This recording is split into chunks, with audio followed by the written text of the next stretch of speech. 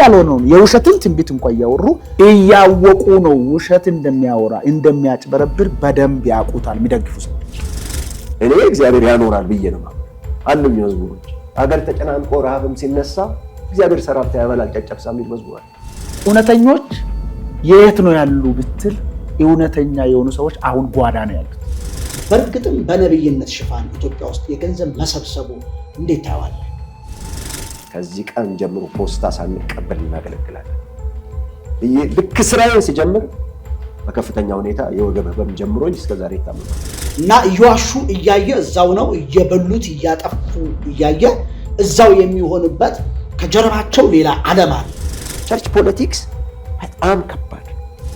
ማንም አያስወጣኝም ከቤቱ፣ ማንም አይነካካኝም በቤቱ፣ ምንም በበድል ብዙ ነው ምሕረቱ። አውዴ ደስ የሚል መዝሙር።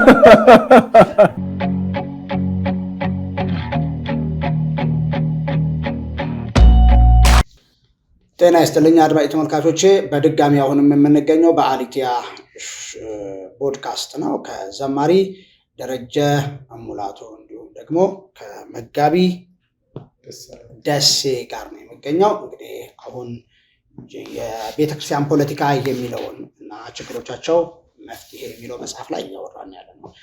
ዘማሪው ለአያሌ ዘመናት በቤተክርስቲያን ውስጥ በውስጥም ሲያገለግል እንደኖረ እናውቃለን።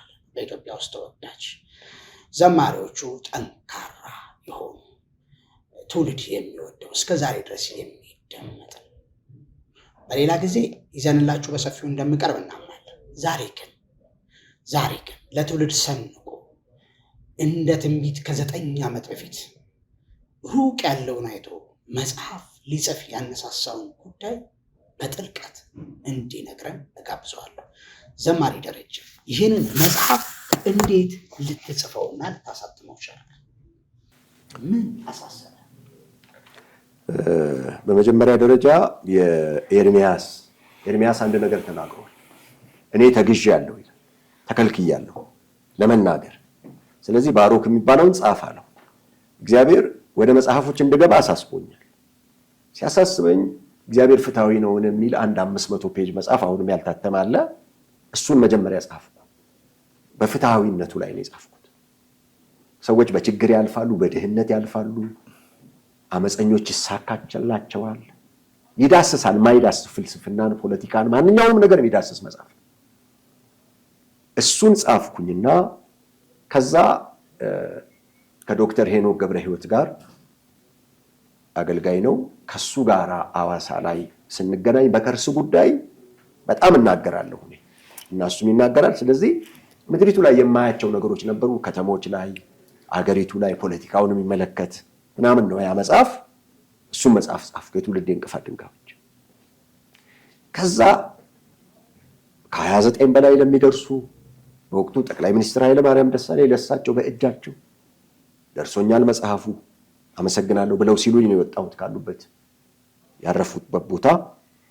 በወቅቱ ለነበሩ ባለስልጣኖች ከ29 በላይ ትልልቅ የቸርች መሪዎችን፣ የከተሞች በጣም የተከበሩ ሰዎችን፣ ከብሔር ብሔረሰቦች ያላናገርኩት ሰው የለም።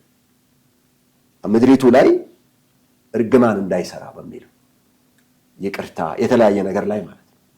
ግን ወደ አንዳንድ ትልልቅ ሰዎች ሲሄድ እኔን ያደንቁኝና በዚህ ላይ ሁሉ እንሰራለን የሚሉ ሰዎች ጠቅላላ አያሳትፉ። እንደውም ጀስት ምንድነው የተመለከትኩት መጽሐፉ በጣም ጥሩ ስለሆነ የእውነት ልክ መጽሐፉን ሲያዩት እንጀራቸውን የምትሻማ ነው ይመስላቸው። ለአንዳንድ ሰዎች ቪዥን የእንጀራ ነው አይዘው። ለምሳሌ ከርስ መስበር የሚባል ቪዥን አላቸው። ሁሌ መሶብ ማለት ነች እሱ። አይታህ ከሆነ አንዳንድ ሰዎች የጋብቻ አስተማሪ በቃ ይሆናል። የጋብቻ አስተማሪ የሚባል ጸጋ አለ። መሶብ ነች በቃ ያቺ። እኔኑ እየጠየቀኝ ነው። የተለያየ ነገር ማለት ጥሩ ነው፣ መቃወሚያ አይደለም። ለምሳሌ ከርስ መስበር ይሉና ሁሉ ቦታ ከርስ መስበር ነው በቃ አላበለ አየሁኝ አንዳንድ ሰዎችን። ከዛ ሳያው ቸርች ፖለቲክስ ከባድ አያስገቡም። እንድታስተምር መጽሐፍህ በስፋት ተሰራጭቶ ትውልድ እንዲነቃ አልፈለጉም። አሃ አልኩኝ። የኢትዮጵያን ቤተክርስቲያን ክፉ በሆነ መልኩ ሞግታታለሁ። ምንድነው ይሄ? የማየው እየጻፍኩ በክፉ ሐሳብ ነው በቃ የተነሳው። ቻርጅ ፖለቲክስ በሚል ደሬ ነብይ ነው ይባላልና ደሬ ነብይ ነው። መጽሐፉን ለማየት ሞክሬያለሁና አንዳንድ ሰዎች ያው ቅድም እንዳልከው ቲፎዞ ያላቸው ሰዎች የጻፉት እንተፍም ቢሆን ይወራላቸዋል እና ያልተወራለት መጽሐፍ እንደሆነ ያስተዋልኩኝ ነው። እና መጽሐፉ ውስጥ የተፈጸሙ ናቸው አብዛኛውን ነገር ተነግረው እንደሰጠኝ ደሴ እንደሰጠኝ ገብቼ ማታ እንቅልፍ እያንገላጀጀኝ ነበር ያነበብኩ የነበረውና እዛው እንቅልፍ ወሰደ እያነበብኩ ምክንያቱም መዘጋጀት ግድ ስለሆነ ማለት ነው። እና ከዛ በኋላ ግን የተወሰኑ ሰዎችን ለማናገር ሞክሬ ነበርና ደረጀ ነብይ ነው ይላል እና የሩቅ ዘመን አይቶ ጽፏል። እንደገና በመዝሙሮቹ በዜማ ይተነበይ ነበር ይናገር ነበር ቅድም እንዳልከው። እና ይህንን ጸጋ ምድሪቱ ላይ ለመግለጥና በሰፊው ለመስራት ለምንድን ነው ያልሞከርከው? ቁጭ እንዳልክ ነው የማየውና ለምንድን ነው? ቁጭ አላልኩም። አሁን ለምሳሌ በኤልሻዳይ ቴሌቪዥን 9 ዓመት አገለግላለሁ። በሳምንት በጣም ብዙ ሚሊዮን ሰዎች ናቸው የሚጠቀሙት። የላይቭ አገልግሎት አለኝ በዩቲዩብ በፌስቡክ። እንዴት ነው አንዳንድ የሚሆነው? የኖሃዊ ሊሆን ይችላል። ኖሃውን እግዚአብሔር ነው ቪዥኑን የሰጠው። መርከቡን ይሰራል። መርከብ ስትሰራ የገባ ሰው መቁጠር የለብህ። ስራህ ላይ ነው የምታተኩረው። መግባት የራሱ ድርሻ ነው። እና እኔ ስራ አንድም ይሆን መጽሐፉን እኮ አሳትም ይሆናል እና ግን እኔ የመጨረሻ አሁንም ባይዞ በጣም ምፈራው ችግር ማውራት። እኔ ሚስቴም ትከለክለኛለች፣ ችግር አታውራ ትላለች። እና ችግር እያወራሁ አይደለም፣ እውነታውን ነው ማወራው። ይሄ ለትውልድ የሚጠቅም ከሆነ እንጂ እኔ ኑሮዬን እየኖርኩ ነው ያለኝ ይበቃኛል በሚለው። ግን ልክ መሪዎች ጋር ሲሄድ ያኛውን የትውልድ እንቅፋት በምድሪቱ ላይ ጦርነቶች፣ የከተማ እርስ በርስ ግድያዎች ከመምጣታቸው በፊት ትንቢታዊ መልእክት ቁጭ አድርጌ ለከተማው ተናግሬያለሁ። እኚህ ከተሞች የሚገጥማቸው ይሄ ነው ብዬ አስቀምጫለሁ። ከባባድ ትንቢቶች ተናግሬያለሁ። አንድ መጽሐፍ አንድ ማስረጃ ነው ይዞ። ይሄ ደግሞ ስትመለከተው ካውንስል ከመምጣቱ የተለያየ ነገር ከመምጣቱ የሚያስፈልገንን ያወራ ትንቢታዊ መጽሐፍ ነው። ግን ወደዚህ እግዚአብሔር ተናገረኝ። ከዛ ኖ አለኝ፣ ወደ አጥቂነት አትሸጋገራለህ። ቸርች ፖለቲክስ የሚለው ሲያበራልኝ ትውልዱን የ100 ዓመቷን የቤተ ክርስቲያን ዳሰስኩና ያለብን ችግርና መፍትሄው ምን ብናደርግ እግዚአብሔር ያሳየኝን ቁጭ ብዬ ባይዞይ በሰሞኑን ጤንነት ይሰማኛል፣ ግን አንገቴ ሁሉ ህመም አለው። ያልታተሙ በጣም 10 ምናምን የሚደርሱ መጽሐፎች አሉ። ከጻፍካቸው መጽሐፍ ርዕሶቹን እስኪ ለተመልካች አድማጮቻችን ንገረን። የመጀመሪያው የግጥም መድብል ጽፌያለሁ፣ ይዳኘን መጽሐፉ የሚል። ሁለተኛ የልጆች የተረት መጽሐፍ መንፈሳዊ ነገር ላይ የሚያተኩር። ሌላ መጽሐፍ ቅዱሴን ላጥና የሚል ለየት ባለ መልኩ ህፃናት በ6 ወር ውስጥ ወደ 60 ጥቅሶች የሚይዙበት ቀላል የሆነ እሱን አሳትሜያለሁ። ከዛ መተው የሚል የትውልድ የእንቅፋት ድንጋዮች የሚለው እሱ እስከ 3 እትም ዶክተር ሄኖክ ገብረ ሕይወት ነው ህትመቱን ይረዳኝ የነበረው። እስከ 3 እትም ሄደ። አሁን ይፈለጋል በጣም ሀገራዊ ምክክር ምናምን ሁሉ ስራው ከፍተኛ ስለሆነ መጽሐፉ እውነትን ስለሚናገር ደፍሮ ማለት ነው እና ምንም ያለ ምንም ፍርሃት ነው የጻፍኩት ምድሪቱን የሚመለከቱ ኬዞች። ከዛ መተው የሚል ወደ 24 ጉዳዮችን መተው። በዚህ አጋጣሚ መተውን ያተመልኝ ማተሚያ ቤት ኦልሞስት 2ኛ እትም በነፃ ነው የሰጠኝ። መተውን እስከዛሬ እኔ በነፃ ነው የምሰጠው እየቆጠብኩ ማለት ነው። ብዙ መጽሐፎችን የትውልድ እንቅፋትም ቢሆን የቤተክርስቲያን ፖለቲካ በመስጠት ነው ያለቀው። ሰው እንዲድን ስለምፈልግ የተጠቀምኩበት የሆነ ነገር የገዛሁበት ምንም የለም ከመጽሐፍ። ግን በየሄድኩበት ሁሉ እርቅ የተለያየ ነገር እንዲሆን አድርጌያለሁ። የሚከሰው ነገር የለም። ግን አብሮ ሰራተኛ ትፈልጋለህ? አዎ። ግን ምን አይነት ትሆናለህ? እንደ ጳውሎስ ትሆናለህ። ጳውሎስን ለምን ወደድ ነው? ሁሉን እኮ ያወራል። በሚያስፈልገኝ ጊዜ የመቄዶንያ ሰዎች ናቸው የሰጡኝ። ሁሉ ተውኝ አላለም። እንወደዋለን ዛሬ ጳውሎስን ስለሌለ ነው። ቢኖር አንገቱን ነው።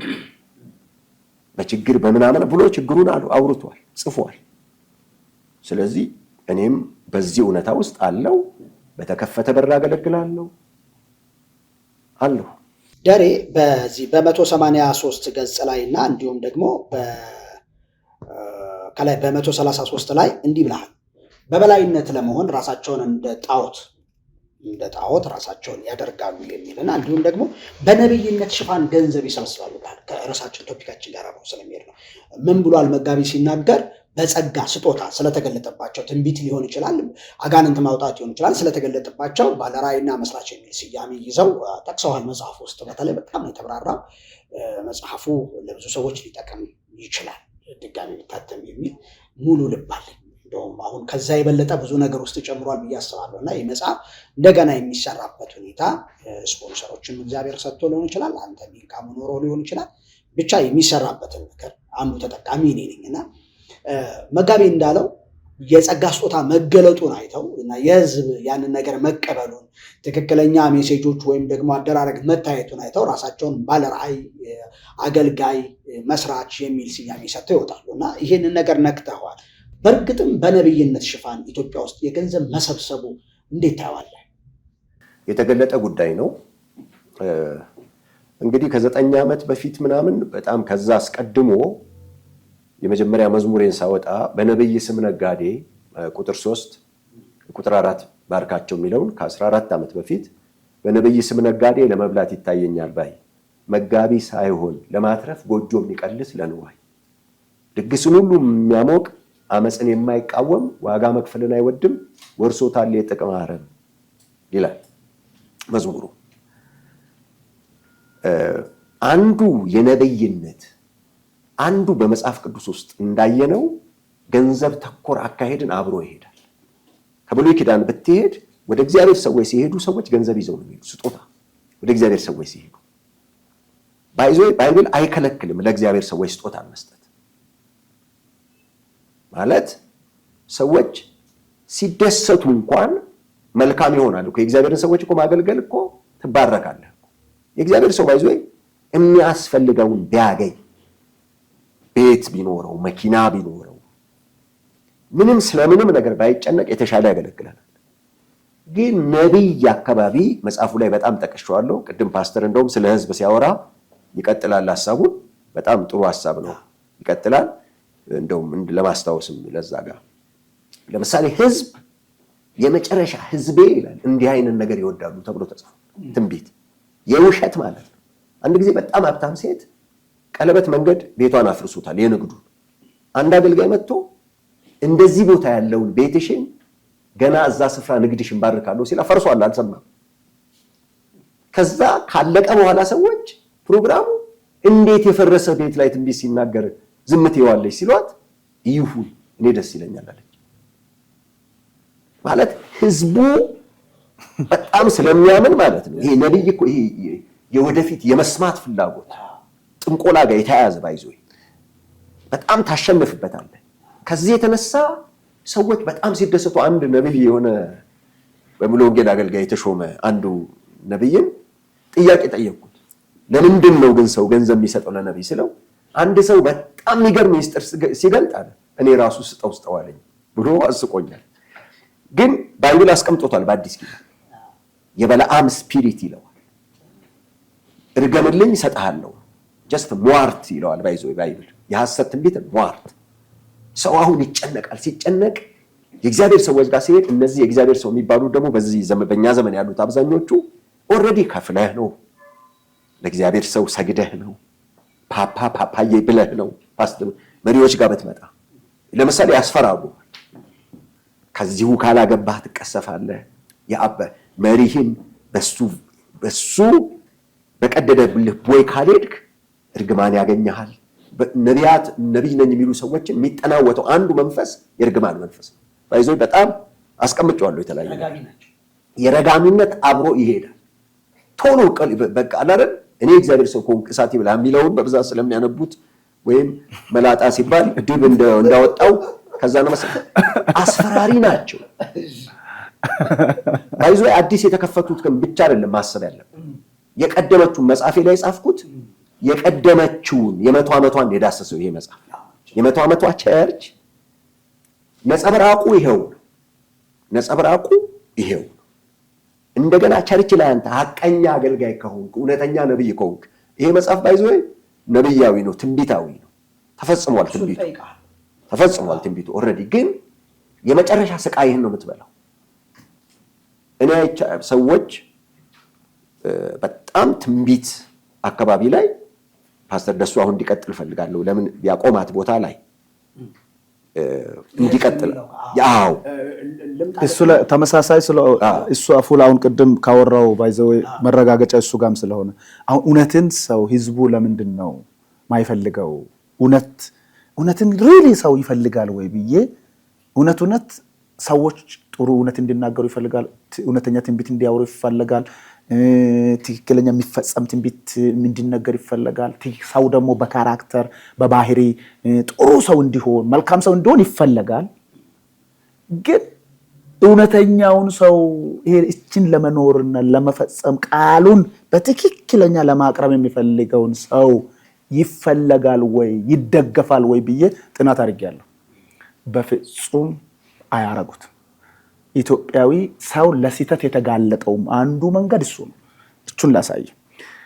አንዳንድ ሰዎችን ቼክ አረኩ። ቅድም እሱ እንዳለ ነው። እስኪ ሲተት የሚያወሩትን ሰዎች ሳያውቁ ነው ተሳስተው ነው የሚያታልሉ ሰዎችን አሁን የሚያጭበረብሩ ቃሉ ትክክል ያልሆነውን ነገር ትንቢትም እንኳን የሚያወሩትን ልክ ያልሆነውን የውሸትን ትንቢት እንኳን እያወሩ ሰዎች እነዚህን ሰዎች ሳያውቁ ነው የሚከተሉ የሚደግፉት ብዬ በደንብ ውስጥ ገብቼ ቼክ አድርጌያለሁ። እያወቁ ነው ውሸት እንደሚያወራ እንደሚያጭበረብር በደንብ ያውቁታል። የሚደግፉ ሰዎች በደንብ ያውቁታል። ሐሰተኛ ነቢያት እንደሆኑ ትንቢታቸው ትክክል እንዳልሆነ አገልግሎታቸው ትክክል እንዳልሆነ በደንብ ያውቁታል። ግን ምን ያደርጉታል? እነዚህን ሰዎች ይደግፉታል። ለምን አልኩት? ሳይው ሲያጠና ክላሳቸው አንድ ነው። ስለዚህ የነሱ ውሏቸው፣ ተግባራቸው፣ ድርጊታቸው የሚፈጽሙት ነገር ተመሳሳይ ነው። በነገራችን ላይ አሰርደሽ ተቆመና ገጠር ነው ያደኩት። ገጠር ያደገ ሰው ያውቃል። ጅብ ጥላውን ይጥልብሃል። ሲጥል ቤት ትሄዳለህ። ጥላውን ከታለ የትም አትሄድም። በጣም አድርጎ ነው የሚበላ እና አንድ ሰው እንዲህ ብሎ ሲናገር ሰማሁ። ጠቆም ላድርግህ ነው።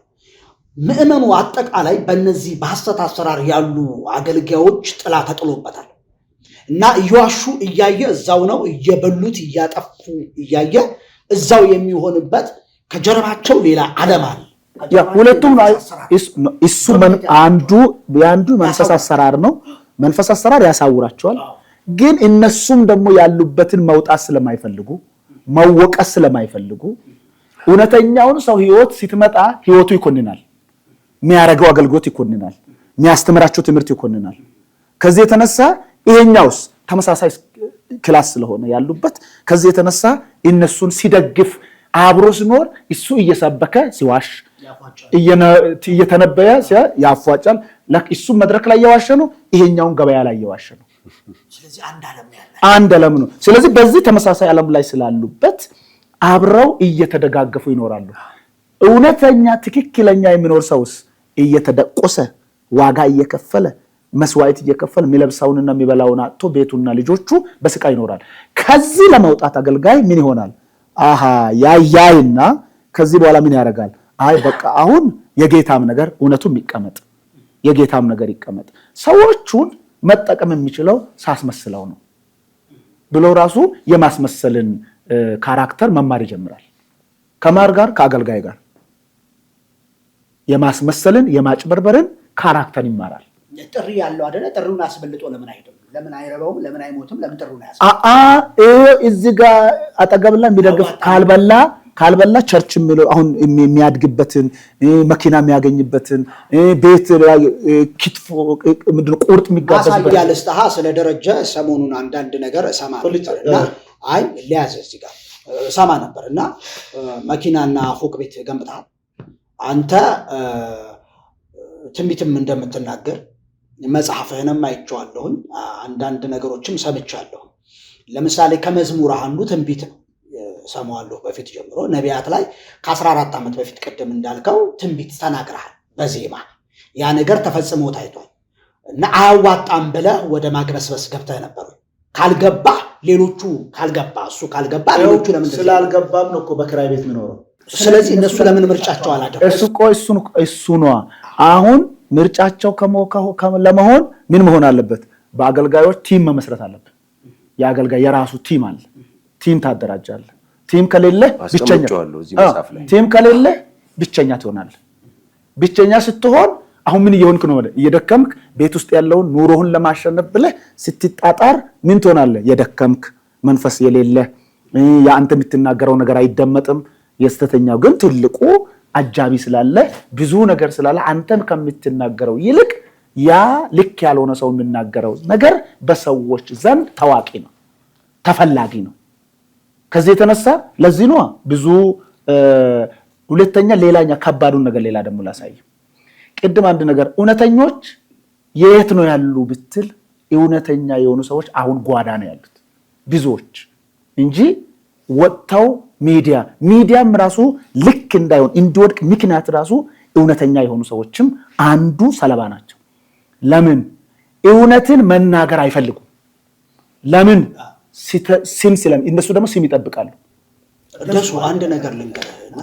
ልክ አይደለም ላሳይ ለምንድን ነው እሱ እነዛ ሰዎች ሳምፕል አስቀምጠናል እዚህ ጋር ለምሳሌ ማሳያ አስቀምጠናል ልክ ማሳያ እንዳደረግነው ሰው በግርም ይሁዱ በክራይ ቤትም ይንከራተቱ የእግዚአብሔርን ነገር ምርጫ አድርገው እስከዛሬ እነዛን ሰዎች ለመሞገትና የእግዚአብሔር አሰራር በምትሉት ላይ እንዲገለጥ አብሮ ሰራተኛ ያልሆኑ ለምን ተወሰዱ ለምን ሰለባ ሆኑ አሁን ወደ ግሩፕ ውስጥ ገቡ አሁን የገቡትማ ለመኖር ብሎ ለሆዳቸው ብለው እኮ ነው የገቡት ልክ ገብተን አንዳንድ ፓስተሮች ቆይ ወጣ ብለን አንድ ጊዜ አንድ ባላብት ነበርና ቆይ ዓለም ጋር ድርሼ ትንሽ ዓለም እንደሚፈልገው ምግብ የሆነ ምግብ የሚሰራበታልና በሱ አይነት መልክ በመጣጥ በሁሉ ነገር ሰርቼ ዓለም ገብቼ ትንሽ ገንዘብ ይዤ ልውጣ ብሎ እዛ ተውጦ አሁን የክርስቲያን ጠላት ሆኖ ቀርተዋል ሰዎች የጊዜን ጉርሻ እናገኛለን ብለው በሄዱበት ሁለተኛ ደግሞ ትንቢትንም በመሞከር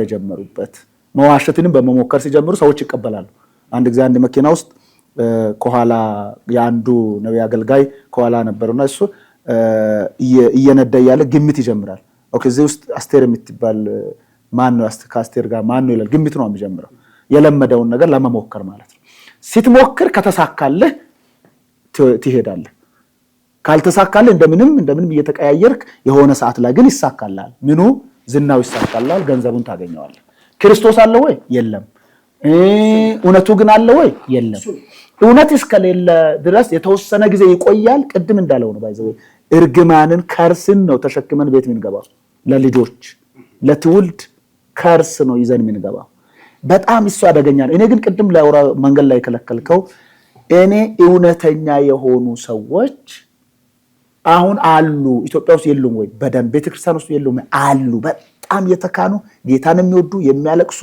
በጣም ለብዙ ትውልድ ለመስራት የሚፈልጉ ውስጣቸው ላይ ትልቅ አቅም ያላቸው ሰዎች አሉ ግን ምን ሆኑ አልኩ ቁጭ ብለው አይደል በምን ምክንያት ነው ቁጭ ያሉት አንዳንዶቹ አሁን ማቴሪያል የላቸው አሁን ይሄንን ነገር ሚዲያ ላይ ለማቅረብ ትውልድ ያለው ሚዲያ ላይ ለማቅረብ የሚችሉበት አቅም የላቸው ሌሎች ግን አቅም አላቸው እነሱ ጋስ የለም እነሱም ደግሞ ይፈራሉ የሚዲያ ኮንሰፕት በቃ ቃሉ ሊበታተል ሊቆራረጥ ይችላል ብለው ፍርሃት ስለሚይዛቸው እውነትን መግለጥ አይችሉም ሚዲያ ላይ የወጡ ሲተት ግን ሚዲያ ውስጥ ያሉ ሰዎች ግን እውነት አድርገው ይዘውታል ስለዚህ እውነተኞች እነማን ሆኑ ልክ ያልሆኑ ሰዎች እውነተኛው ሌላኛውስ እነኛ መድረኩን ይዘውታል በቃ መድረኩን ይዘው ኋላ ቀርተዋል ከሰው ከየት ይስማ ከየት ያዳምጥ ከየት ይወቅ በምን አይነት መንገድ ያገኝ ስለዚህ ለኦዲየንሶቻችን ወይም ለተመልካቾቻችን የምትለው ነገር እውነትን ከመለየትና እውነትን ከማግኘት አንፃር ምን ትመክራለህ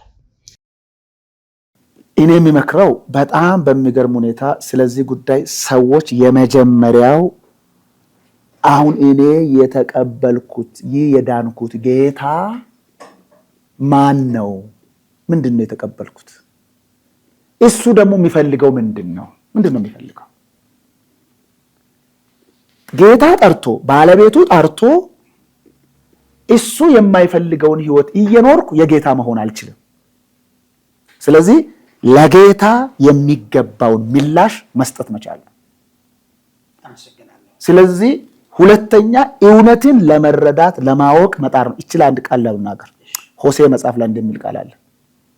ህዝቤ እውነት ከማጣት የተነሳ ምን ሆናለች? ጠፍቷል ይላል። እውቀትን ከማጣት ነው የጠፋው። ለምንድን ነው የጠፋው ብሎ እዛው መልስ ሲሰጥ እውቀትን ማወቅን ጠልተዋል ይላል። ማወቅን ነው የጠሉት። እግዚአብሔርስ ምን አለ ይላል? እኔ ምን አደረግኩ ይላል? እኔ ደግሞ ካህን እንዳትሆን ንቄሃለሁ። ካህን መሆን አትችልም። በራስህ መሆን ትችላለህ።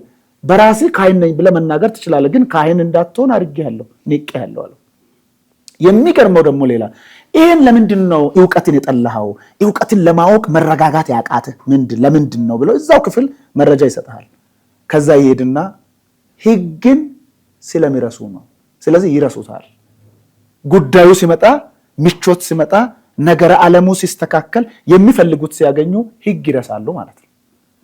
ከዛስ ጥሩ ነው ህግ መርሳትህ ክብር መስሎ ከታየ አለ እኔ ደግሞ ልጅህን እረሳለሁ አለ። እግዚአብሔር ልጅህን ይረሳለሁ። ምን ማለት ነው? ባጭ ልጅ ማለት የራስ ነው ብለህ በጣም የጓጓህበት እግዚአብሔር የሰጠ ስጦታ ነው አይደል? ስለዚህ እግዚአብሔር የሰጠ የትኛውም ሲሰራ ሲጸልይ የሚታደርገውን ነገር ትውልድህን፣ ዘርህን፣ ዘመንን እኔ እረሳለሁ። በአጭር አማርኛ እኔ የለሁበትም ነው። እኔ በሌለሁበት ቀጥል አንተ፣ እኔ ግን ረስቻለሁ አንተ። እኔ ሌላ ጉዳይ ላይ ነው ያለ። እኔን ከሚፈልጉ ልባቸው ከተዘጋጁ አሁንም ከሚናፍቁ ህፃናት ቢሆኑ እውነትን ከሚጓጉ ጋር ነው ያለሁት ነው። ለዚህ ነው መጽሐፍም እውነትን ታውቃላችሁ እውነትም አርነት ያወጣችኋል። እውነትን ለማወቅ መጣር፣ እውነትን ለማወቅ ትኩረት ያላደረገ፣ እውነትን ለማወቅ ልቡን ያላዘጋጀ ክርስቲያን ኦልሬዲ በራስ ፈቃድ ራሱን ሽጧል። በራስ ፈቃድ ራሱን ሽጧል። ከዚህ የተነሳ እውነትን የመፈለግ እውነተኛ የሆኑትን መደገፍ ነው ትክክለኛ ክርስትና። ፈልገን እኮ ነው ፈልገን መደገፍ ያስፈልገናል እንጂ የቱ ጋር ነው ያለው ብለን ፈልገን እንጂ እያወቅን እኔ እኮ አውቃለሁ። እንደውም እውነተኛው ሲጠይቅ ምን ይባላል? እኔ አውቃለሁ፣ ልቡን አውቃለሁ፣ እሱ እውነተኛ ነው፣ ታማኝ ነው፣ ለእውነት በቃ የሚቆረቁር ሰው ነው።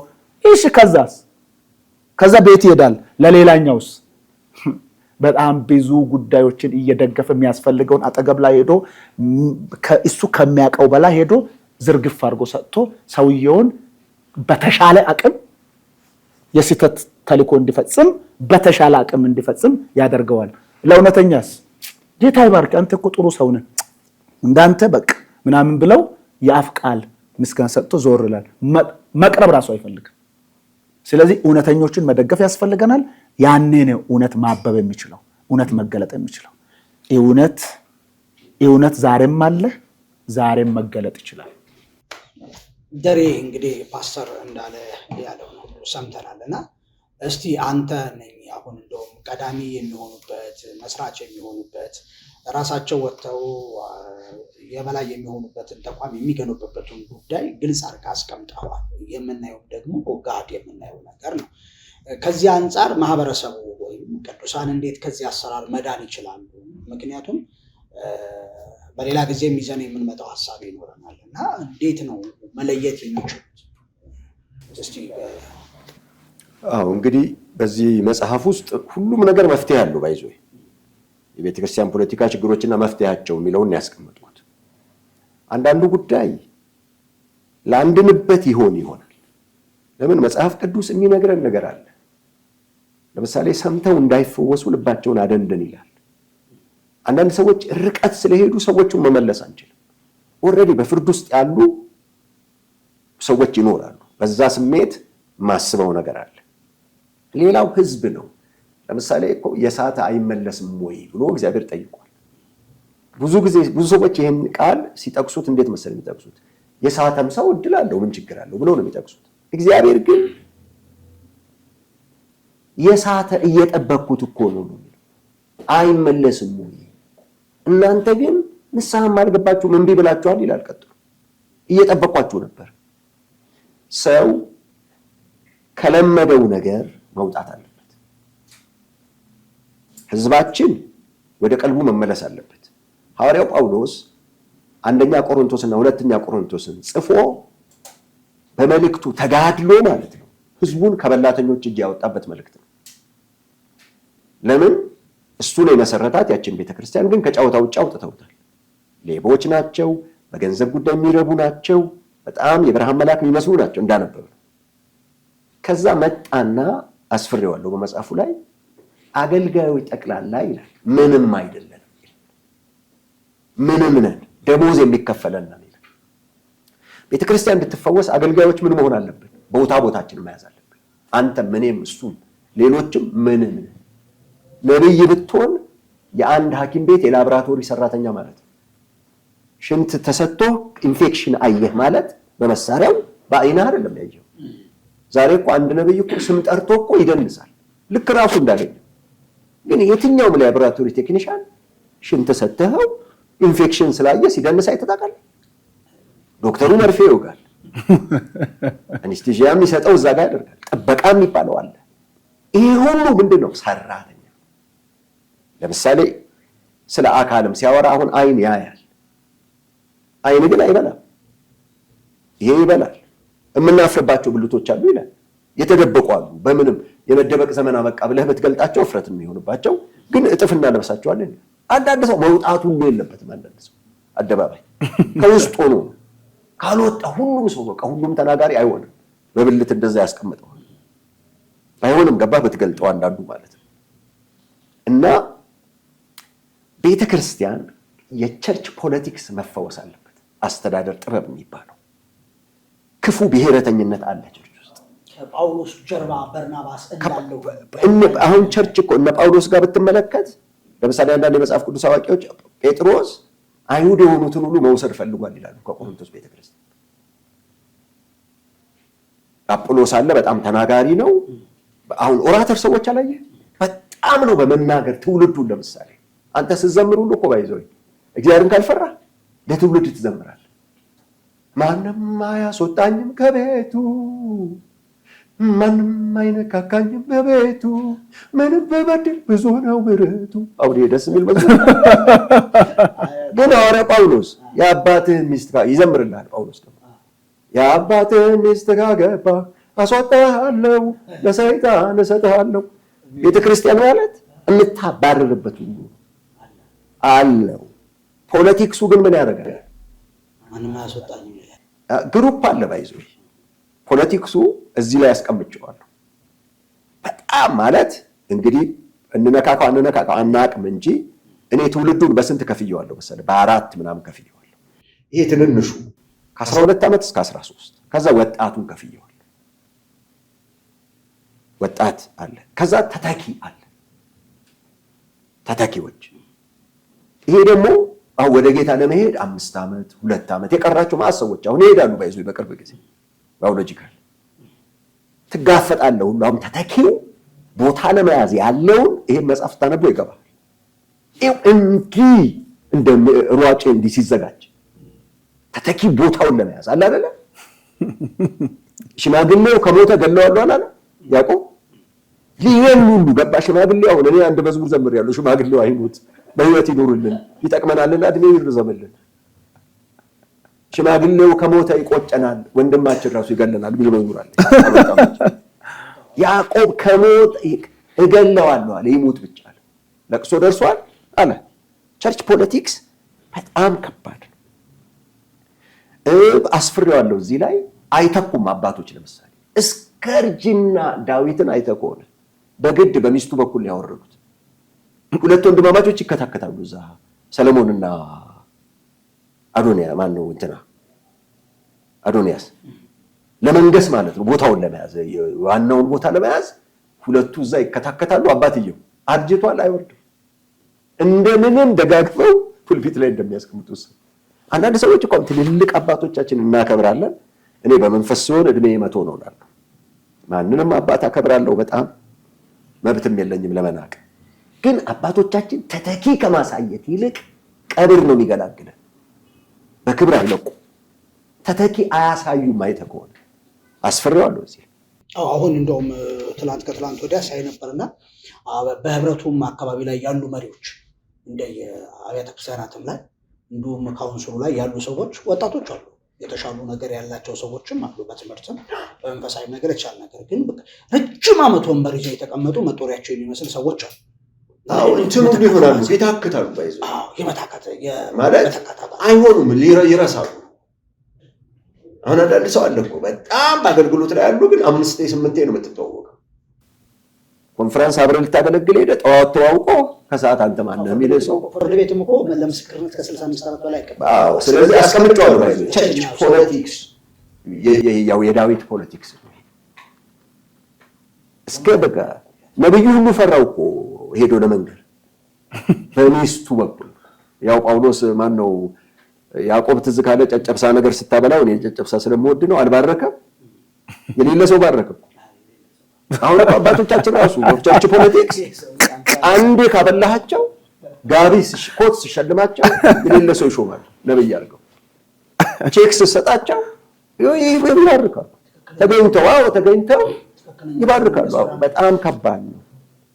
እርግማናቸው ይደርሳሉ። አዎ፣ ግን የሚያስቀምጡትን ወንድምህ አታሎ ወሰደው እንደተባለ አሁን አንዳንድ አባቶቻችን የሾሙብን ሰው ጥሪ የሌለው ሰው ሾሞ ተገኝተው ተጠያቂ አይደሉም ለሰዎች አለ እንጂ መከራው ግን ይኸውልህ ለሚቆየው ግን እግዚአብሔር ይጠይቃቸዋል።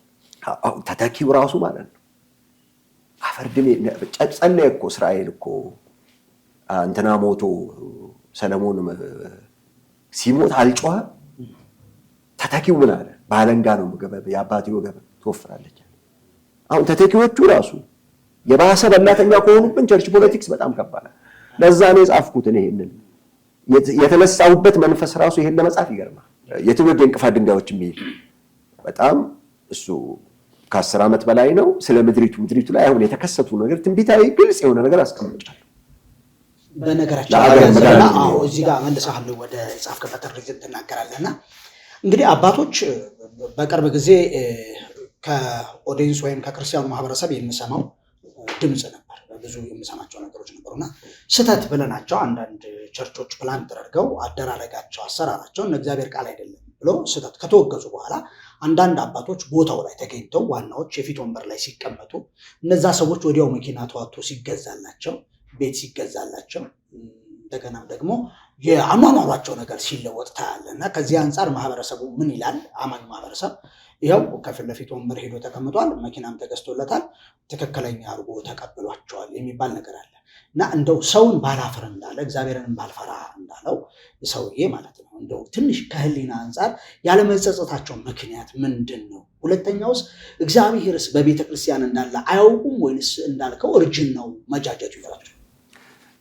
አንዳንዱ ነገር ላይ እኔ ሚዛናዊነትን ፈልጋለሁ። ያነሳው ላይ ለምሳሌ አባቶችን በጣም የጠቀሙንን ሰዎች ማሳረፍ አንድ በረከት ነው። አብላኝና ልባርክህ አይደል?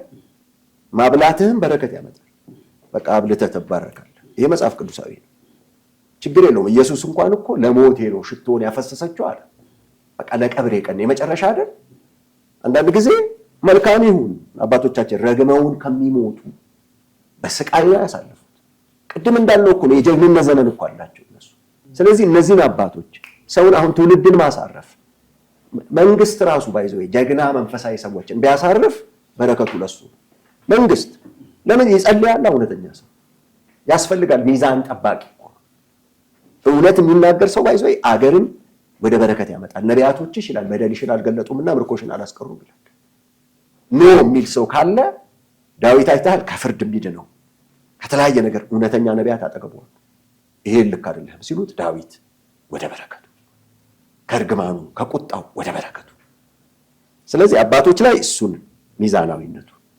ነገር ግን መሞት አለብን።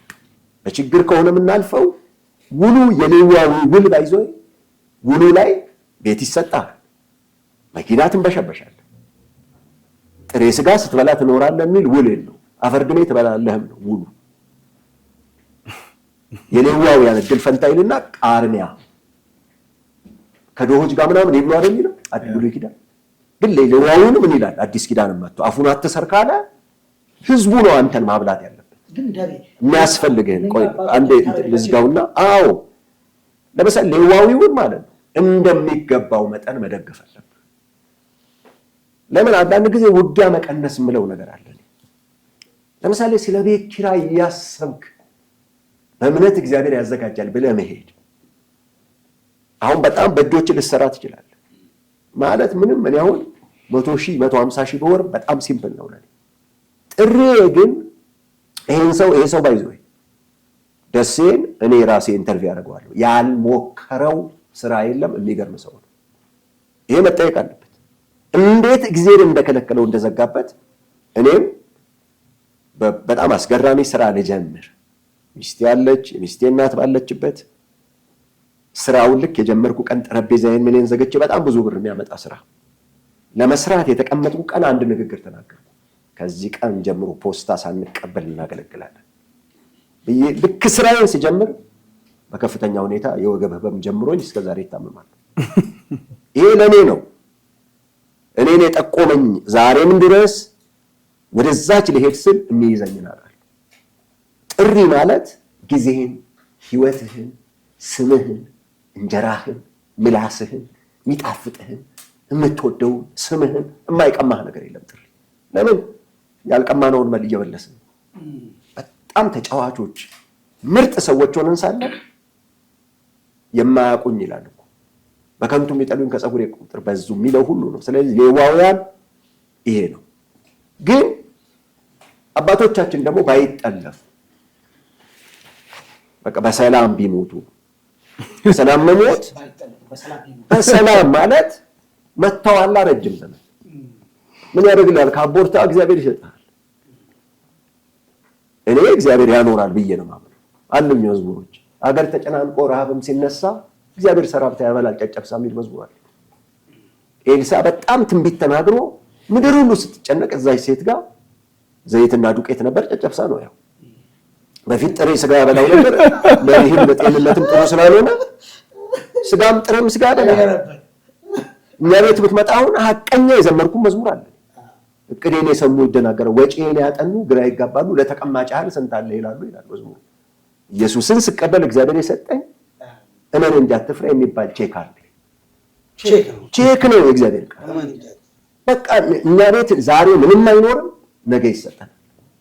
አንዳንድ ቀን የቤት ኪራይ የምንከፍለው ዛሬ ምንም ዛሬ የለም፣ ማታ ይመጣል። ባይዞ እስከዚች ሰዓት ማለት ነው። እንደውም አሁን ጥቂት ሰዎች አሉ ከጎኔ፣ እግዚአብሔር የተመሰገነ ይሁን። ከረጅም ጊዜ ውጊያ በኋላ ማለት ከበረሃ እየገባን ነው ወደ ከተማ እንደማለት ነው። እና እግዚአብሔርን ሰዎች መደገፍ በጣም ጠቃሚ ነው። ለምሳሌ ይሄ መጽሐፍ፣ ሌሎች መጽሐፎች አሉ እጄ ላይ ከ10 በላይ መዝሙር 14 ዓመት አልሰራሁም። 4ቱንም መዝሙሮች ስሰራ በገዛ ገንዘቤ በብድር በምናምን ነው። ስለዚህ መደገፍ ግድ ነው። ግን ቸርች ፖለቲክስ በጣም ከባድ ነው። ፓስተርን በኋላ ልጠይቀውና አንተን ነው 2 ጥያቄ ነው ጠይቀኝ። የመጀመሪያው ደረጃ መዝሙር ካወጣ ረጅም ዓመት ነው። እኔ መዝሙሮችን አዳምጣቸዋለሁ እና አሁን ፊት ለፊት አሉ ዩቲዩብ ላይ ብንገባ እኔ ጋር ፊት ለፊት ያሉት እነሱ ናቸውና አንዳንዴ የረጅም መንገድም ሲሄድ አጭር መንገድም ሲሄድ ኤርፎን ጆሮ ያድርጌ ያው እንደ ወጣት ያዳመጥኩኝ ነው የሚሄደው እና መልእክት አላቸው ለእኔ ማለት ደረጃ የዘመረበትን ደረጃ ያውቀዋል፣ እኔ የማዳመጥበትን ደግሞ እኔን ሆነዋቸዋለሁ እና የማለቅስባቸው ናቸውና እነዚህን ጥሩ መዝሙሮች ለቤተክርስቲያን እንዳበረከት ካውቃለሁ። ለምንድን ነው ረጅም ዓመት መዝሙር ያላወጣው? 4ቱን መዝሙር ሳሳትም እንትን ሳደርግ ሳዘጋጅ የኔን መዝሙር የሚገዛ የለም። በወቅቱ የሚገዛ ስለሌለ ራሴ ነኝ ያሳተምኳቸው። መልእክቱ ጠንካራ ስለሆነ ዋጋ ከፍዬባቸዋለሁ። ዋጋ ስለከፈልኩኝ ጸሎት ዝም ብዬ መጸለይ። የሆነ ሰው ይመጣል፣ ለምንድን ነው መዝሙር አንተ ማታወጣው ይለኛል። ለአንዳንዱ አልናገርም፣ ለሌላው እየጸለይኩ ነው እለዋለሁ። በእኔ ነኝ ይሄና ይሄዳል፣ አይመጣም። ገብቶሃል? ከጎን የሚሆኑ የሚደግፉ ሰዎች። አዎ ማለት ሰው እኮ ከመጣ አንተ ጋር አገልግሎት ለምሳሌ እኮ አንዳንድ ጊዜ አው ራስህን መሸጥ ከፈለክ አንድ ሰው ጋር ሄጃለሁ። አንድ ሰው ጋር ሄድኩት የስተት ትምህርቱን ለመሞገት ሄድኩ። አንድ ሰው ከሰዎች ጀርባ ከምናወራ እንሞግት ሰዎችን ብሎኝ ሄድኩ እሱ ጋር። በመዝሙሮቼ በጣም እንደሚደሰት ነገረኝ። የስተት አስተማሪ ነው። ለመሞገት ነው። ለምንድን ነው መዝሙር ማታወጣዋል? አይ ጊዜውን እየጠበቅኩ ነው ስለው የፈለገ 100,000 ብር ይፍጅ አጥናና ነገ መተህ ብር ውሰድ ብሎኝ ነው ያልኩት። ጌታ ይባርከው ወንድሜ እንዳለ አሁን አስጀምሮኛል። ስቱዲዮ አስገብቶኝ በቅርብ ጊዜ ወልደ ጊዮርጊስ እሱ ያው ብዙ ሰዎችን ከብዙ ሰዎች ጀርባ ብዙ ነገሮች የሚሰራ ሰው ለሰዎች መነሳት እስኪ ደንቀህ ማለት ነው። አሁንም ቁጥር 5 እየሰራው ነው። በቃ እግዚአብሔርም ጊዜ ስለደረሰ ከበቂ መልእክቶች ጋር ግን ለምሳሌ ቸርች ፖለቲክስ መጽሐፍን ብትመጣ በወቅቱ ካናዳ ሀገር ያለና ሌሎች ሰዎች 3 የሚያክሉ መጽሐፎችን እንዲታተሙ ያደረጉ ናቸው። 6 መጽሐፍ አሳትሜያለሁ። የህፃናት 2 መተው የሚልና እንደዚህ አሳትሜያለሁ። ወገኖች ረድተውን ያሳተምኩት ይሄን። በቀጣይ ግን የትም ብትሄድ አሁን መጽሐፍ አታገኝም። በጣም ይጠየቃል፣ አታገኝም። እኔ አንዳንድ ሰዎች ጋር ሄጃለሁ። ያ ጸሎትም ሰዎች በጣም አንተ መጠየቅ አትወድም ስላሉ መጠየቅ ሄጄ ስጠይቅ አንድ ጊዜ አንድ ባለ ሀብት ይሰብከኛል ዝም ብሎ እግዚአብሔር ያዘጋጃል ደሬ አንተ መጸለይ ነው ይለኝ። መጸለይና እግዚአብሔር ያዘጋጃል የሚለው ስብከት የኛ ስራ ነው። ዛሬ የመጣሁት ብር ትሰጣለህ አትሰጥም? እና ይሰብኩሃል። የእኛን ድርሻ የሚሰብኩ ናቸው። ብዙዎች እኮ አይሰጡም ማለት ደግሞ አይደለም፣ ይሰጣሉ። የኔ ግን እጣ ይሄ ሆኗል። ለማንኛውም ለማውራት ብሶት የለብኝም፣ የሞራል ውድቀት የለብኝም የሚል መዝሙር አለኝ። እየኖርኩ ነው። ስለ ብሶት አይደለም ማወራው። ግን አሁንም ቢሆን እውነት ግን ዋጋ አስከፋይ ነች። ይሄንን መጽሐፍ አታገኘውም። ለምሳሌ ገበያ ላይ ማሳተም የሚፈልግ ሰው እንጠራለን፣ ይምጣ። ደሬ ሁለተኛ የጠየቅኩ ጥያቄ ነበረኝና ነብይነት አንተ ውስጥ በጉልህ ይታያል። ታውቀዋለህ? አውቀዋለሁ። በዚህ መልኩ አሁን ያሉት እንግዲህ ቅድም መጋቢ ሲናገር ነበረ። እውነተኛ የተጠሩ ሰዎች በዛ ስፍራ ላይ መድረኩ ላይ አይደሉም እና እውነተኛ ያልሆኑ ወይ ጥሪ የሌላቸው ሰዎች ወጥተዋል ይባላል እና ቦታውን የያዙ ሰዎች ሌሎች ናቸው፣ አትራፊዎች ናቸው። እንደዚህ እግዚአብሔርን የሚፈሩ ሰዎች እና በቅንነት የሚያገለግሉ ሰዎች ያላቸውን የሚያካፍሉ ሰዎች ደግሞ ወደፊት ቢወጡ ለቤተክርስቲያን ለትውልዱም ጠቃሚ ነው እና ወደፊት አገልግሎትህን እንዲሁ ወጣ ብለህ እንዳልከው ኤልሻዳይ ላይ ያገለገልክ ነው። ትክክል ነው። በዝማሬም ታገለግላለህ፣ በመጽሐፍም በጣም እንግዲህ እንደ ጻፍክ ብዙ መጽሐፎች እያሳየህን ነው። አሁንም ደግሞ የሚጻፉ በጣም ብዙ መጽሐፎች እንዳሉና አብረው ሊሰሩ የሚችሉ ሰዎች ቢኖሩ ልትሰራ እንደምትችል እየነገርከን ነው እና በዚህ የረጅም ዘመን ታሪክን እግዚአብሔር እንደሚገልጥልህ እንደምታይ እያየን ስለሆነ ትውልዱን መካከል እንዲህ አይነት ነገሮችን አይተው አስተውለው ሂስ እየሰጡ ያሉበት ሁኔታ ስለሆነ ወደፊት ለመምጣትና ህዝብ ፊት ቆመህ እንደገና ይህን ሪል የሆነ የነቢይ ጸጋ አገልግሎት የመግለጥ አገልግሎት የሩቅ ዘመንን ቤተክርስቲያንን የሚጠብቅ ቤተክርስቲያን የሚታደግ አገልግሎት በሰፊው ለመጀመር ታስባለሁ? አዎ፣ አንድ ሚኒስትሪ አለኝ፣ የጽድቅ መንገድ ዓለም አቀፍ አገልግሎት የሚል ኦልሞስት 2 ዓመት ሆኖታል። ግን ላውንች አላደረግነውም። ሰይድ አባዝና የሚባል ጓደኛ አለኝ። ከሱ ጋር ምንድነው ዓላማችንም የተለያዩ ስልጠናዎችን መስጠት። ያስተዋልኩት በኢትዮጵያ ቤተክርስቲያን ውስጥ አንተ ካልሄድክ መጋበዝ የሚባለው ነገር በጣም ከባድ ነው። አይቼዋለሁ። ዝግ ነው የሚሆኑት። ለምሳሌ አንዳንድ ቦታ ቪዲዮህን እንኳን ሊሰጡ አይችሉም። ሀገራዊ ትንቢት የተላለፋቸው ሁሉ ሊሰጡ ሁሉ አይፈልጉም። ባገለገልክበት ቦታ ድብቅ ነው የሚደረጉት እና ምንድነው ስልጠናዎች አስበው ስልጠናዎችን በራሳችን ምንም ከማንም ምንም ለምሳሌ ቸርቾች ኮንፈረንስ ያዘጋጁ ለአንተ ገንዘብ ስለመስጠት ነው የሚያስቡት። አገር ውስጥ ብቻ ሳይሆን ውጭ ሀገር እንኳን ያሉ በቃ ስጦታ እና ስለተለያየ ነገር ያስባሉ። እኛ ግን ምንም ባለመፈለግ በራሳችን የሚደግፈንን ሰው ብቻ በማሰባሰብ የተለያዩ ስልጠናዎችን መስጠት። ለምሳሌ የመዘምራን አሁን የመዘምራን መጽሐፍ አለኝ የተጻፈ ዝማሬ ድሮና ዘንድሮ 9 ዓመቱ ጀስት ያለ አሰልጣኝ ሊያሰለጥን የሚችል በልዩ መንገድ የተጻፈ መጽሐፍ። የሚገርመው ቸርቾችን እንኳን አብረን ሁሉ መጽሐፉን አሳትመን በጋራ እናስኪደው ብዬ እንኳን እድል አልተገኘም። እሞክራለሁ። ይሄ ለጌታ የምተወው ነው። እኔን በጣም የሚያጠነክረኝ አንዱ መንገድ የነገሮች ዝግ መሆን እኔን አጠንክሮኛል። መልእክቴ ይቀጥላል በተለያየ መንገድ ማለት ነው። በአንድም በሌላም ይደመጣል። እንደገና አምናለሁ። አንድ ጊዜ አንድ ሰው ጮኸ ምን አመጣ ሲለኝ እግዚአብሔርስ ምን አመጣ ብዬ መልሼለታለሁ። ለምን እግዚአብሔር 600 ሺህ እግረኛ ከግብፅ ወጥቶ 2 ሰው ነው የገባው። አንዳንድ ጊዜ ላትደመጥ የምትችልበት ሊኖር ይችላል፣ ግን ደግሞ በጣም የምትደመጥም ነኝ። ስለዚህ በዚህ መልኩ ነው። እንደዚህ የብሮድካስት ነገር ቤቴ ውስጥ አለ፣ ደሱ ያውቃል። ያው ትፈተናለህ በማቴሪያልም በምናምን ስቃይ ነው የሚሆነው። ለምን እንደሆነ ሁሉ እኔ ልቀቀኝ ብዬ ብዙ ዓመት ጸልያለሁ። መንፈሱ መሰለኝ የምድሪቱ አቀኛ ስትሆን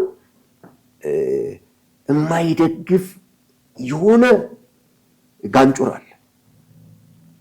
ለምን ምድር እኮ ነፃ እንዳትወጣ።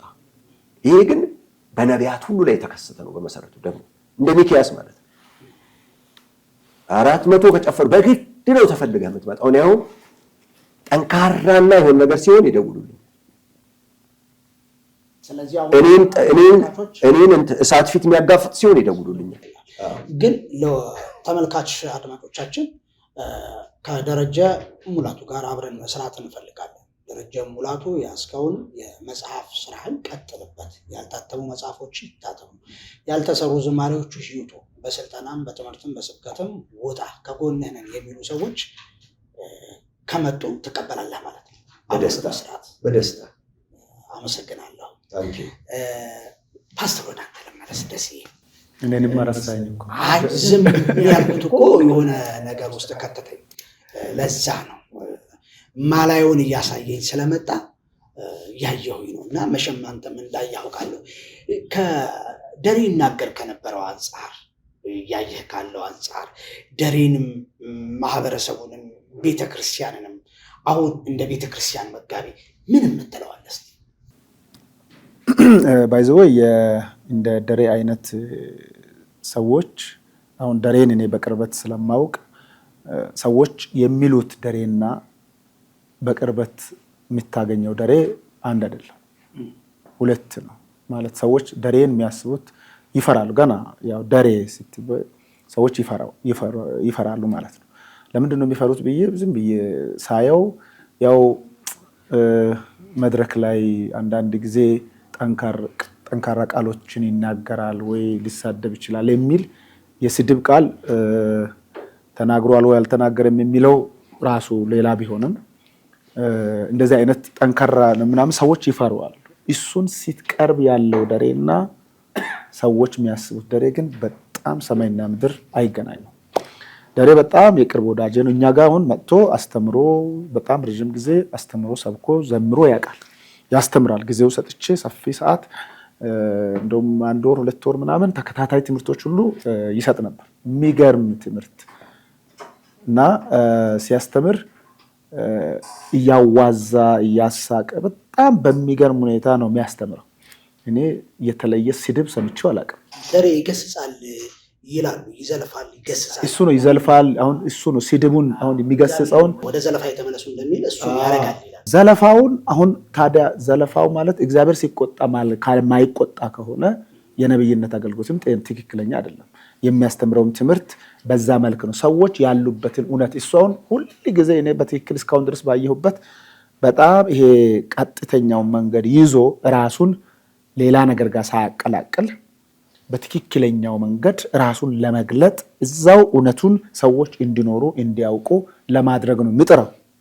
ከዚህ የተነሳ ነው የሚዘልፈውም በቃ ይሄንን እውነት ይሄኛውን ዕውቀት እንዲረዱ በቃ የዛ ልክ ላይ መኖር እንዳለባቸው ለመግለጽ ነው የሚናገረው። እሱንም ለኛ ጥቅም ነው የሚያወራው። አንድ ሰው ለምሳሌ እኔ አሁን ብዙ ጊዜ በተለይ መድረክ ላይ ብዙ ሰዎች ለምንድን ነው አገልጋዮች ይሳደባሉ ብሎ መሪዎች ሲሳቀቁ ማየው ምንድን ነው ምክንያት ብዬ ዝም ብዬ ያለው። ምክንያቱም እኔም መሪ አገልጋይ ስለሆንኩ ቸርች ውስጥ መጥተው አገልጋዮች ሲናገሩ ለኔ እንደዚህ አይነት የሚቆጡ የሚዘልፉ በትክክል የሚያስተምሩ ሰዎች ለኔ ትልቅ አክብሮት ነው ያለኝ፣ አከብራቸዋለሁ። ምክንያቱም ሰዎች እንዲመለሱ ትክክለኛ መንገድ እንዲሄዱ እያደረጉ ነው እንጂ የተሳሳተውን ህዝብን የሚያቀለውን ንግግር እያደረጉ አይደለም። ህዝብን የሚያቀለውን የሚያደርጉ ሰዎች ግን ይከበራሉ። ባይዘወይ ለህዝብ ይሄ ደንታ የሌላቸው ንቀት የሚሰጡ ሰዎች ብዙ ሰዎች አሉ። እነሱ ግን ተደማጭነት አላቸው። ትክክለኛውን እውነት ሰዎች ያላደረጉትን ይሄን አላረጋችሁም፣ ይሄን ማድረግ አለባችሁ፣ ይሄን ካላረጋችሁ እንደዚህ አይነት ይሆናል ብሎ በትክክል የሚናገሩ ሰዎችን ዋጋ መስጠት ነበረባቸው። አሁን ግን ደሬ በጣም እግዚአብሔር ለኢትዮጵያ ቤተክርስቲያን የሰጠ እንቁ ሰው ነው። አላየችው በተአምር አላየችው። እኔ እንደውም ብዙ ጊዜ ማውራው ነገር አለ ከሱ ጋር በሰፊ ሰዓት ደሬ መዝሙሩ በራሱ እኔ ደግሞ በጣም የሚደመምበት ማንም ሰው የሚያወራበት ደሬ የሚዘምረው መዝሙር ማንኛውንም ሰው ካለበት በዛ ሁኔታው ላይ ያስደንቀዋል። አንድ ምስክርነት ልንገር። አንድ ጊዜ አንድ ሚኒስትሪ ነበር ከቸርች በፊት ማለት ነው፣ ትራንስፎርሜሽናል ክርስቲያን ፕሮፌሽናልስ ሚሽን የሚል እሱ ላይ የባለሙያዎች ፕሮግራም ነበረን እና የገስት ላይ ነው ፕሮግራሙን ያዘጋጀን። ያን ሰዓት እንደውም በእንደዚህ አይነት እንደዚህ አልተቀራረብንም ከሱ ጋር እና ያው እኔ በመዝሙሩ ስለምወደው ጠራሁት። ፕሮግራሙ ፓናል ዲስከሽን ነው። በጣም ብዙ የአብያተ ክርስቲያናት መሪዎች ነበሩ። በጣም ትላልቅ የገስት የኢቲሲ ማምራን ምናምን ነበሩ። የቸርች መሪዎች ብዙ ሰዎች ነበሩ እና ባለሀብቶች እንደዚህ ምንድነው ባለሙያዎች የተለያዩ ሰዎች ነበሩ በዛ ስፍራ ላይ። ልክ መድረክ ላይ እኔ እንደዛ ቀን ተገርሜው ተደምሜው አላውቅም። የዘመረው ግን ያኔ አሁን ይህ ሰዓት ማለት ስንት ነው? ስለ 2006 ላይ ስለሆነው ነገር ነው ማወራው። 2006 ላይ ስለ ቲን ነምበር ነው የዘመረው። ስለ ቲን ነምበር ነው የዘመረው እዛ መድረክ ላይ። እስካሁን አለ መዝሙሩ ማለት በጣም እስኪደነ እዛው ነው የዘመረው። እዛ የመጡ ሰዎች ባለሙያዎች፣ አጠቃላይ እዛ ስራ ላይ የነበሩ ሰዎች ሁሉ እኛ ካቀረብነው ፕሬዘንቴሽን በላይ የሱ መዝሙር ነው የሰዎችን ልብ የነካው። ጥናት ሰርተን ካደረግነው ነገር እሱ የዘመረው መዝሙር መልእክት ነበር። ስለዚህ መዝሙሩ በራሱ እኔ በየጊዜ በኢትዮጵያ ቤተክርስቲያን ውስጥ ደሬ ባለው እንደዚህ ቀጣይነትን ይዞ ምንም አይነት እንከን እግዚአብሔር በህይወቱ ላይ እንዳይሆን ጥበቃ አድርጎለት ለዚህ የበቃው ሰው በጣም የሚደነቅ ሰው ነው እና በእውነት ለብዙዎች በረከት ነው። ብዙ ሰዎች ባይዘው በጣም ብዙ ሰዎችን እሱ በውስጥ ብዙ ሰዎችን በተለያዩ ሰዎች ደውለው ሲጠይቁ ሲጸልይም ሲመክርም በጣም የሚገርም ሰው ነው እና ቤተክርስቲያን ግን አልተጠቀመችው። አሁንም ቤተክርስቲያን እነዚህ መጽሐፍቶችን በመጠቀም ያሉትንም ነገሮች እንደገና እንዲያወጣ ማድረግ ብትችል ለብዙ ሰዎች እግዚአብሔር በሰጠው በዛ ጸጋ መድረስ እንችላለን እና እንደዚህ አይነት ሰዎችን መጠቀም አለብን ብዬ ነው ማስበው ነው ማሰባለ። ከዚህም እንደዚህ ውስጥ ያሉ በጣም ጠቃሚ ነገር ያላቸው በጣም ሰብስታንስ ያላቸው ሰዎች ፈልገን ነው መደገፍ ያለው። የግድ ሰው መሄድ የለብንም። ኢትዮጵያዊ ችግራችን ኢትዮጵያዊ አስቦ እንደማያደርግ ይገባኛል። አስቦ አያደርግም፣ አሳስበንም አያደርግም። አስቦ አይደለም አሳስበንም ብዙ ለማድረግ እንቸገራለን።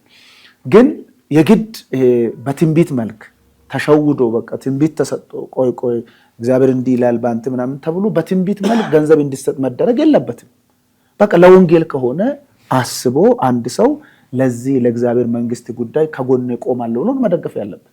ይሄም በጣም እኮ ጋጋታ አያስፈልገውም እና እንደዚህ አይነት ነገሮች እንደዚህ አይነት ሰዎቹ መደገፍም ያለባቸው ናቸው ብዬ አምናለሁ። አሉ በጣም ብዙ በጣም እንቁ የሆኑ በኢትዮጵያ ቤተክርስቲያን ውስጥ አሉ።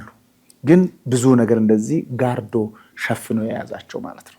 በጣም ወደው እሱ ጋር አጠገብ ላይ ስላለው ራሱ ከሱ ጋር አብሬ መሆኔ በጣም ትልቅ አክብሮት አለኝ። ታንኪ ዩ ሆና አመሰግናለሁኝ። ማለት ደሬ በመካከላችን እንግዲህ አድማጭ ተመልካቾቻችን ፊት ከፓስተር ደሴ ጋር ተገኝተ በእንዲህ አይነት ሁኔታ ስለ ቤተክርስቲያን ፖለቲካ፣ በቤተክርስቲያን ያሉ ችግሮችና መፍትሄዎቻቸውን ጥርት ባለመልኩ እንድናይ እንድንመለከት ቤተክርስቲያን ትውልዱ እንዲነቃ ለማሳየት ስለሰጠህን ምላሽ ተገኝተ ማለት ነው። እንዲሁም ፓስተር ደሴ እዚህ ተገኝተ ስቱዲዮአችን ላይ ደግሞ ሰፋ ያለ ንግግር ከደሬ ጋር በማድረግ ተመልካች አድማጮቻችን ጥሩ ትምህርትና ተሞክሮ የሚያገኙበትን ሁኔታ አብረን ስለሰራ ከልብ እናመሰግናለን። አድማጭ ተመልካቾቻችን አሁን የምንገኘው በአሊቲያ ፖድካስት ስቱዲዮ ነው። እንግዲህ እንግዶቻችን ከኛ ጋር የነበራቸውን ቆይታ አጠናቀዋል ማለት ነው። በሚቀጥለው በሌላ ፕሮግራም እስከምንገናኝ ቸር ሰንብቱልን።